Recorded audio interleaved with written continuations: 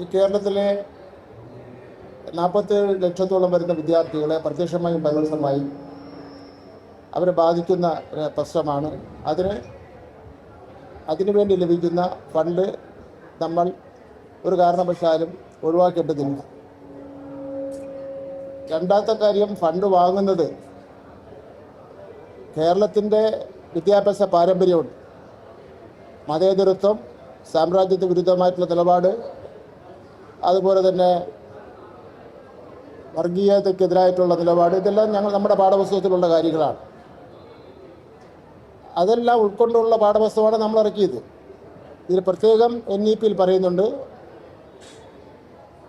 പാഠപുസ്തകം ഇറക്കുന്നതിന് വേണ്ടിയുള്ള എല്ലാ അധികാരങ്ങളും സംസ്ഥാന ഗവൺമെൻറ്റാണ്. സംസ്ഥാന ഗവൺമെൻറ്റിൻ്റെ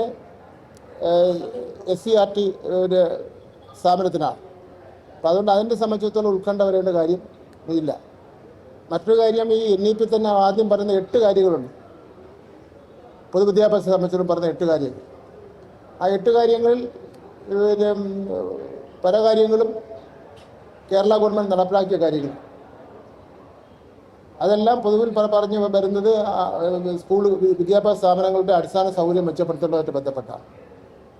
മറ്റൊരു കാര്യം, ഒരു സംശയം ഇന്നലെ ഉന്നയിച്ചത്, ഒരു എഗ്രിമെൻറ്റ് വെച്ച് കഴിഞ്ഞാൽ പിന്നെ ഒരിക്കലും ആ എഗ്രിമെൻറ്റിൽ നിന്ന് പിന്മാറാൻ പറ്റില്ലെന്നുള്ളതാണ്.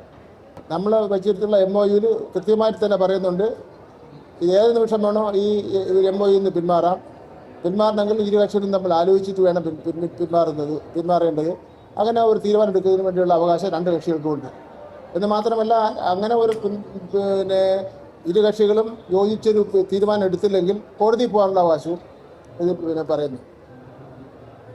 അപ്പോൾ കേരളത്തിലെ ഇന്നലെ വരെ തുടർന്ന് വന്നിട്ടുള്ള ഇടതുപക്ഷ ജനാധിപത്യ പ്രസ്ഥാനത്തിൻ്റെ വിദ്യാഭ്യാസ നയം ഒരു കാരണവശാലും അടിയറ വയ്ക്കുന്ന പ്രശ്നമേ ഇല്ല. ഇന്നലെ BJPയുടെ നേതാവ് സുരേന്ദ്രൻ പറയുന്നത് കേട്ടു, ദേശീയ അടിസ്ഥാനത്തിലുള്ള RSSൻ്റെയും അതുപോലെ ഉള്ള ആൾക്കാരുടെ ചരിത്രവും അവരുടെ പ്രവർത്തന ശൈലിയൊക്കെ തന്നെ ഞങ്ങൾ കേരളത്തിലെ വിദ്യാർത്ഥികളെ പാഠപുസ്തകത്തിലൂടെ പഠിപ്പിക്കും എന്നാണ് പറയുന്നത്.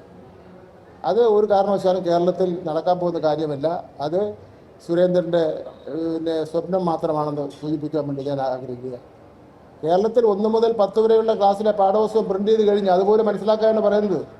3,80,00,000 പാഠപുസ്തകങ്ങൾ പ്രിൻ്റ് ചെയ്ത് ചരിത്രം സൃഷ്ടിച്ചുകൊണ്ട് 3 മാസങ്ങൾക്ക് മുമ്പ് കേരളത്തിലെ കുട്ടികൾ കൊടുത്തു. 11ാം ക്ലാസ്സിലെയും 12ാം ക്ലാസ്സിലെയും പാഠപുസ്തകം ഓൺ ദി പ്രോസസ്സാണ്. അത് അടുത്ത അധ്യയന വർഷം പുതുക്കിയ പാഠപുസ്തകമായിരിക്കും കൊടുക്കുന്നത്.